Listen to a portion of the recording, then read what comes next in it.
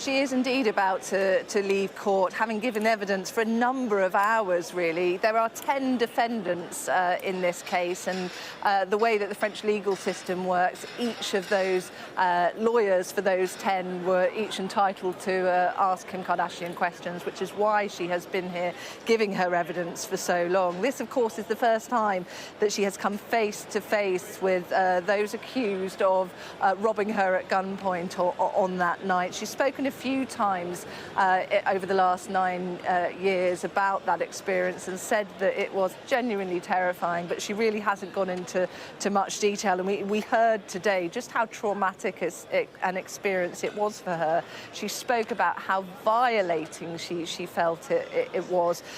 It was 3 a.m. in the morning. She'd been staying in this penthouse suite of a hotel in a posh part of Paris when she'd heard noises outside of the hotel room, and then two men dressed in police uniform burst into her apartment with the concierge, using the concierge to translate their demands to her.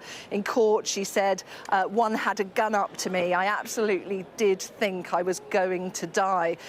She spoke about the fact that she'd fallen asleep in her bathrobe and she hadn't had any clothes on, and that she'd been on the bed and that one of the alleged robbers had pulled her towards him, and she said, I was naked, the robe had opened up, I was certain that was the moment that he was going to rape me. She went into a detail about how absolutely violating she felt the whole experience was.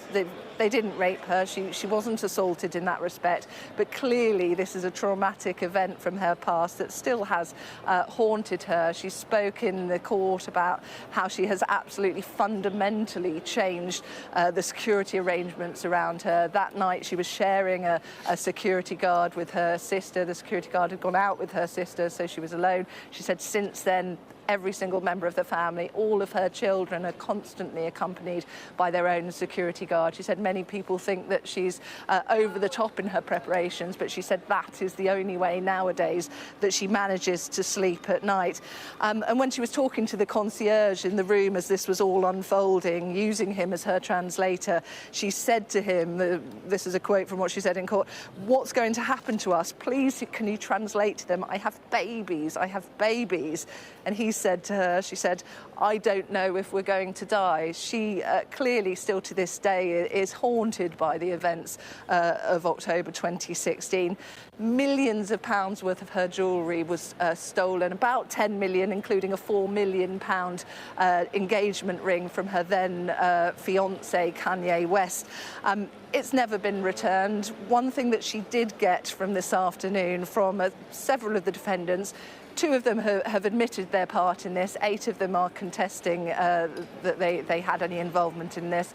But 2 of them apologised to her, one in the form of a letter, the other in the form of Yunus Abbas, who has since written a book saying I kidnapped Kim Kardashian, who said he acted as a lookout that night. He stood up in court. He now has Parkinson's. His hands were shaking as he spoke, and he apologised for any trauma that he'd inflicted on her.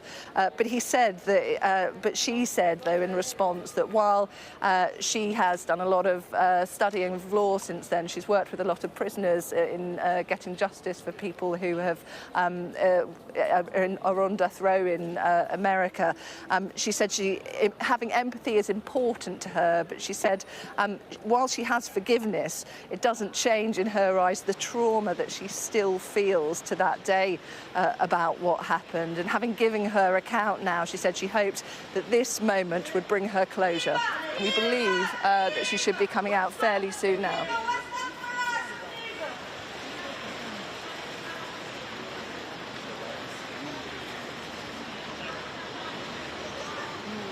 We know from her publicist that they have said that she intends to say a few words. As I was saying, she said she hoped this moment would bring her closure, putting what happened, she said, to rest as she now attempts to walk away from this incredibly traumatic moment. We're hoping that she will now say a few words.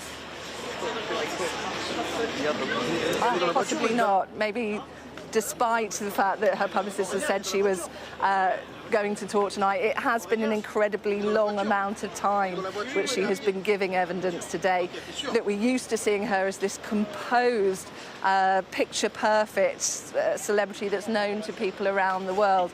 She was crying in there on several occasions today. It could be, I think, that actually she's found the whole experience quite a lot to process, really, to relive that night. It would seem that rather than talking to the world's media who are inside of the court, hoping to speak to her before she leaves, it would seem that she is now just going straight away, leaving the court this afternoon. Yeah, we're just, we've got pictures of her, well, it's outside the court, and her vehicles, which seem to be moving away now.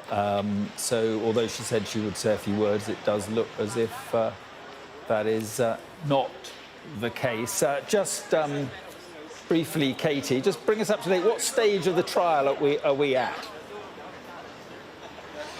Well, look, we've got 2 more weeks of this trial before the jury will be asked to consider their verdict on this.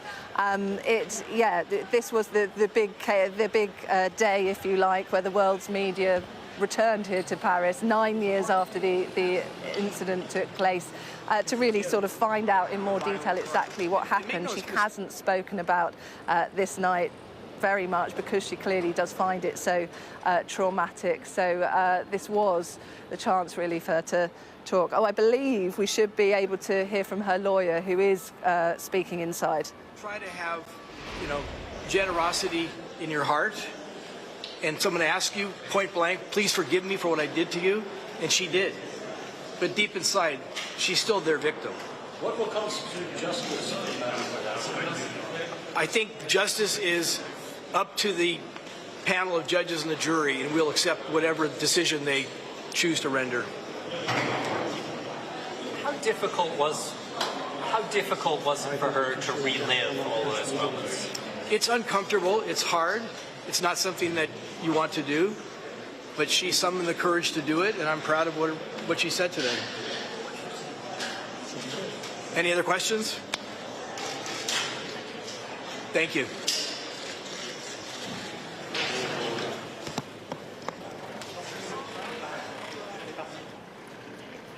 Katie, so we've just heard from the lawyer there.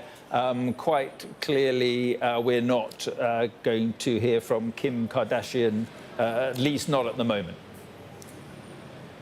Look, she isn't. She's found the last few hours, I think, very traumatic. Compared to this sort of poised, picture-perfect celebrity that we're used to seeing, it has been a very different experience for her, worlds away from the sort of premieres and red carpets where we're used to seeing her at.